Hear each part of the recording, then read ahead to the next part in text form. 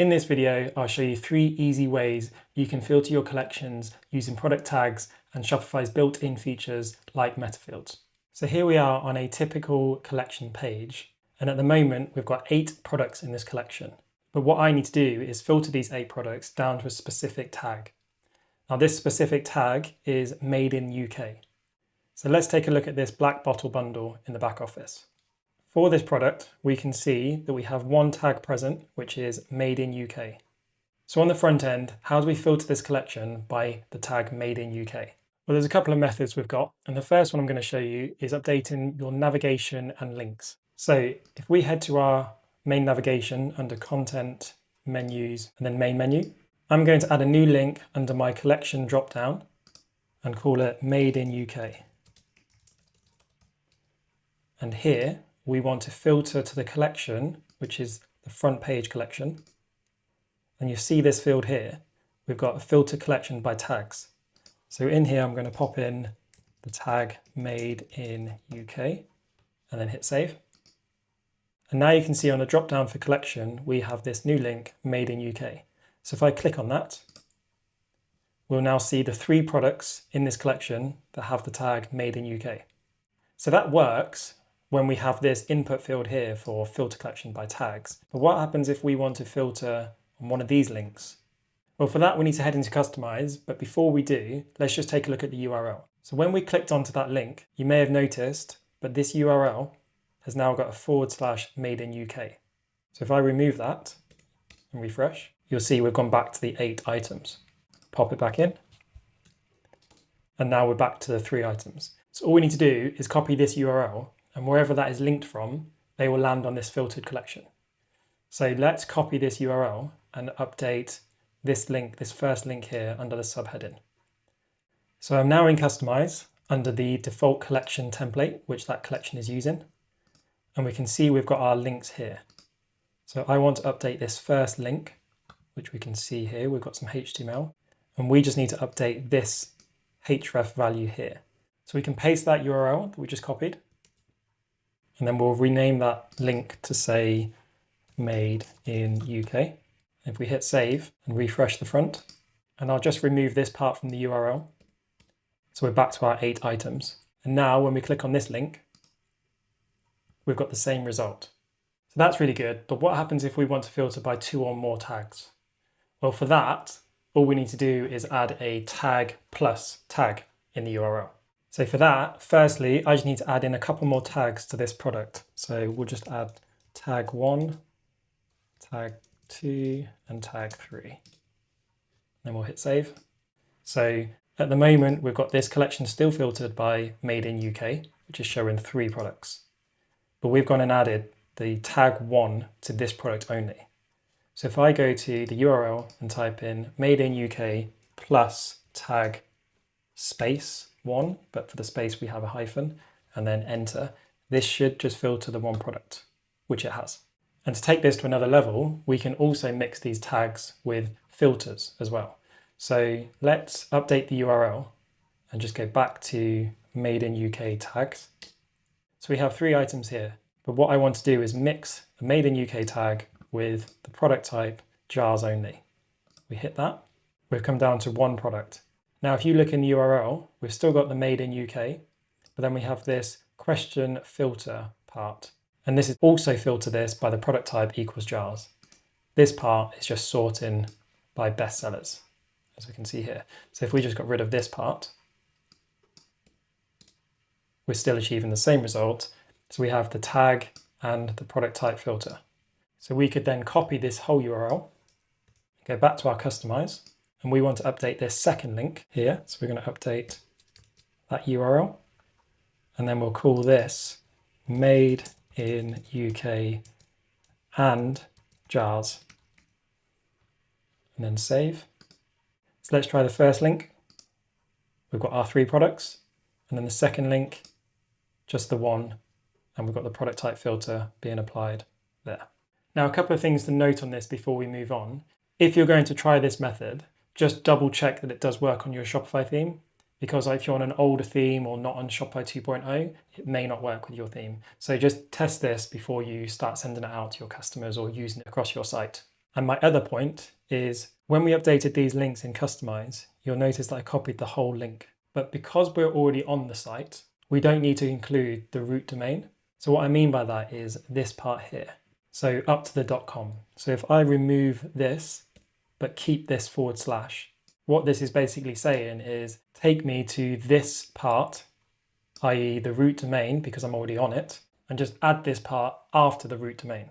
So we can do the same on this one here, delete that, and just keep that / collections, front page, etc. So that's just good practice to do that if you're on the same site. If you're wanting to link to this from an email or social media, then yes, you need to keep the whole domain. Okay, so that's method one of updating your links either in your main navigation or links across your site.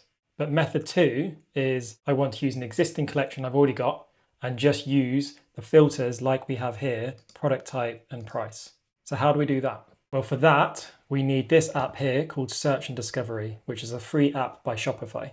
And once we open this app, you'll see that it expands a few drop downs here. And what we're looking to do is update the filters. So click into filters and you'll see that these 3 filters we've got currently are also the ones that are shown on the front end: availability, product type and price. So let's create a new filter and we select our source, which is going to be the more filters standard option. So when we click on that, you'll see that the source is tags. So just make sure that you are using the tag source, and then we'll just name this as tags for now.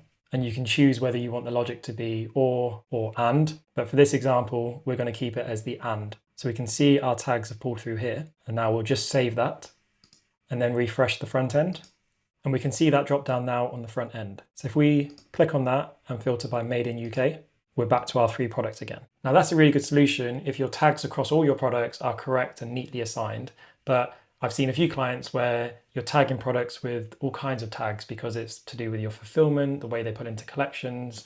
So if that was the case, on this dropdown, we would have hundreds potentially of tags, and we don't want to give the customers all the tags to filter by. And unfortunately, in the Search and Discovery app, you can see here we don't have any control over which tags show and which ones don't. We can sort it by automatic or manually. We can tick them and group. So for example, if we wanted to group all these tags, we could click the 3, create a group, and then call them tags. And that would create a group. We save that, refresh. And then on the drop down, we can now see the tags will basically pull through all those 3 tags that we just assigned to the group. So that's helpful, but what happens if we just don't want to show you these tags at all? We just want to show you Made in UK. What do we do then? So for that, we need to either clean up all your products, the tags that aren't being used, but that could be a huge job and not even an option on the table. So a more robust solution would be to create a new metafield. Now a metafield is basically an attribute we can assign to the products that can work in the same way as a tag. Let me show you how you can create one. So from here, we want to go to settings, and then you'll see this option, metafields and meta objects. And we want to create a metafield for a product. So we want to click on this first option, and then top right, add a new definition. So for this, I'm just going to call it USP, and then the type I want is just a single line text. Now for this, it is asking us, do we want to give it one value or be able to choose from a multiple list?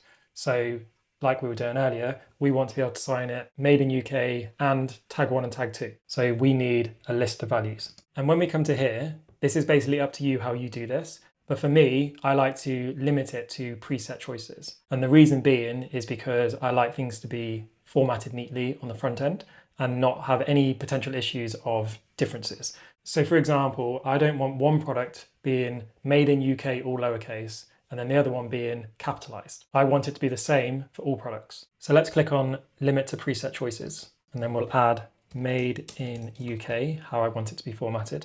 And then we'll add tag 1, tag 2, tag 3. And then we just want to toggle these 2 options on. This first option is asking you, do you want to be able to filter your products within your back office using this metafield? So yes, that'll be useful. And then the second one is, when you create a new smart collection, do you want to be able to use it on this metafield? So again, yes, we'll do that. And then we'll save. Now, once we've created that metafield, if we head back to the Search and Discovery app and we go to create a filter again, this time from the select source, we'll be able to see our new product metafield we've just created. So let's click on that. We'll leave it as all, and we can see those options we've created. Just like our tags, but this time we're only pulling through the metafields we've given as options, not the hundreds of tags you might have across your products. So save that.